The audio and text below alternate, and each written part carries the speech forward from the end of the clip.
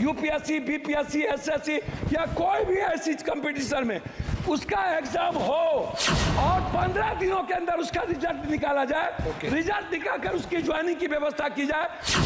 सबसे पहले मैं माननीय मंत्री महोदय जी, मैं आपको शिक्षक जो सरकारी स्कूल में शिक्षक हैं उनमें और प्राइवेट स्कूल में शिक्षक हैं, उनकी दोनों की गुणवत्ता, आपसे मेरा आग्रह है कि शिक्षक की गुणवत्ता को जब तक आप समय समय पर 3 साल, 2 साल, 4 साल, 6 साल के अंदर 3 पीरियड के अंदर उसका एग्जामिनेशन या उसकी ट्रेनिंग पीरियड को आप नहीं लेंगे तो सरकारी स्कूल के जो बच्चे हैं वो बेहतर भविष्य उनकी सुरक्षित नहीं होगी।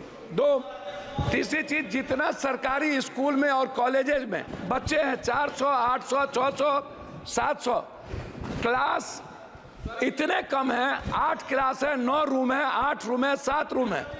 और स्थिति यह है स्कूल और कॉलेज में कि 20% बच्ची के लिए मात्र शौचालय बना हुआ है। पानी कहीं भी सरकारी स्कूल में। सदस्य, आप 6 बार मेंबर पार्लियामेंट हो ना? जी जी, 6 टाइम है ना। अब स्कूल का क्लासरूम तो उसका राज्य देखेगा, केंद्र देखेगा? नहीं नहीं, मैं वो नहीं कह रहा हूँ। मैं केंद्र पर आरोप नहीं लगा रहा हूँ अध्यक्ष महोदय, नहीं लगा रहा हूँ। मैं क्या कह रहा हूँ, मेरा वो है, मेरा कहना यह है कि जो बिहार या देश की जो सरकारी स्थिति है, आप सबसे ज्यादा बिहार कोटा में बिहार जाते हैं पढ़ने के लिए, आपको पता है अध्यक्ष महोदय। और कोटा में अगले साल लगभग 600 से 700 बच्चे किस तरह डिप्रेस के चलते आत्महत्या किए हैं, आपसे कोई चीज छुपी नहीं है। और आप वहां गार्जियन बन के, हमने कई बार सारे संस्थाओं के चेयरमैन से मैंने बातचीत की है, डिप्रेस में चले जाते हैं। मेरा सबमिशन इस बात को लेकर के है कि बिहार के बंटवारे के बाद ना तो एक नेतरहाट खुली, ना तो सैनिक स्कूल खुला, ना ही केंद्रीय विश्वविद्यालय को तवज्जो मिली, ना जमीन मिली, ना नवोदय विद्यालय पर फोकस किया गया, ना सेंट्रल स्कूल पर फोकस किया गया, ना पंचायत में कस्तूरबा गांधी पर फोकस किया गया। बच्ची के लिए कोई सुविधा नहीं। हम लोगों ने केंद्रीय विश्वविद्यालय का मांग किया था पटना यूनिवर्सिटी को लेके। एक केंद्रीय विश्वविद्यालय भारत सरकार के द्वारा मोतिहारी में खुली, जिसका इतना अनैतिक है शिक्षा मंत्री महोदय। मैं चाहूंगा कि हर परिस्थिति में वहां के जो विश्वविद्यालय के वीसी है उनकी पूरी कदाचार की जांच जो मोतिहारी है उस पर, और पटना केंद्रीय विश्वविद्यालय को बनाने का मेरा आपसे आग्रह हो। एक पूर्णिया कोसी सीमांचल का पूरा दूसरा उपराजधानी, मैं पॉइंट पर दूसरी उपराजधानी है मेरा, मैं 2 मिनट में खत्म कर दूंगा अध्यक्ष महोदय, थोड़ा दूसरी उपराजधानी है। क्या आप केंद्रीय विश्वविद्यालय बनाने के लिए पूर्णिया कॉलेज को आप देखे हैं? दूसरा चीज है डीएलएड और बीएड। लगभग सरकारी कॉलेज में डीएलएड और बीएड को आपको खोलना चाहिए, क्योंकि शिक्षक को बढ़ाने की जरूरत है।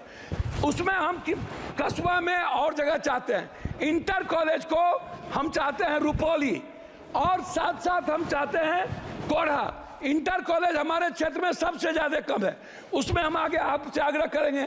आंगनबाड़ी पर आपसे आग्रह यह है कि आंगनबाड़ी के बारे में एक सोच बन गई है कि यहाँ अत्यंत पिछड़ा दलित आदिवासी खिचड़ी खाएंगे, आएंगे वो चले जाएंगे।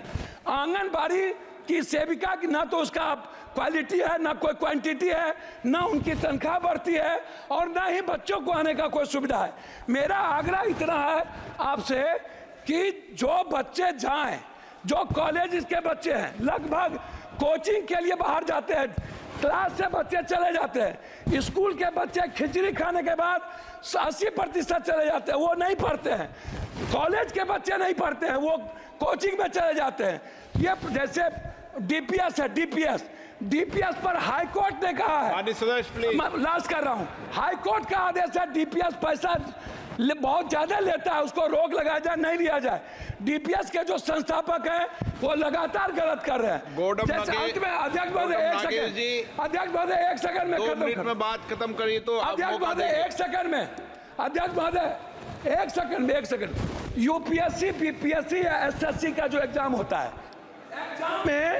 एग्जाम के बाद उसके जो रिजल्ट है वो 3 महीना 4 महीना बाद क्यों?